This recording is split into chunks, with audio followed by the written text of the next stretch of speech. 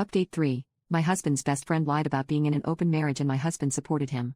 The couple who provided cover for Buttface to cheat on his wife with Laura got married.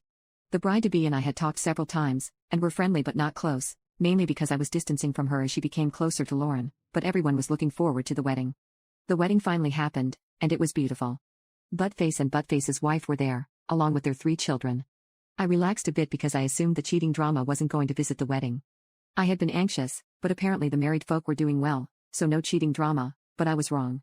While the pictures were being taken, Buttface's wife and I were chatting. Buttface's wife explained the reception was adults only, so she was going to have to take the kids home because they couldn't afford a babysitter.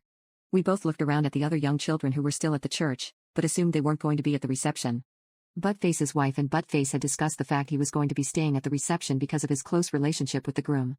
She was bummed, because she was feeling very isolated, and had been looking forward to an evening with adults, but she was putting a good face on it.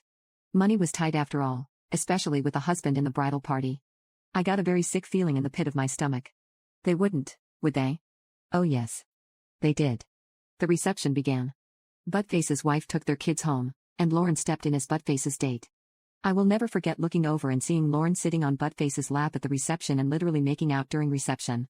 I will never forget how awful I felt, as I realized I was participating in the public humiliation of a very nice woman, and her 3 young children. I will never forget seeing members of the friend circle laughing with the 2 of them. I will never forget how my empathy kicked in, as I realized I was being made an accomplice to their lies. I briefly talked with my husband. He asked what I wanted to do. I asked him to wait a few minutes. I went up and took a dance with the groom, who was very happy and a little tipsy. I asked if he knew what was going on, and he smiled and said yes, they'd planned the reception to be child-free so Buttface and Lauren could be together. I looked at the other children who were still there and realized the bride and the groom were lying scum. You should be ashamed.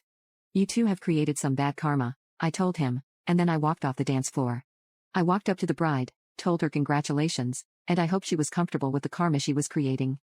I also told her she should be ashamed of what she had done. I did not create a scene.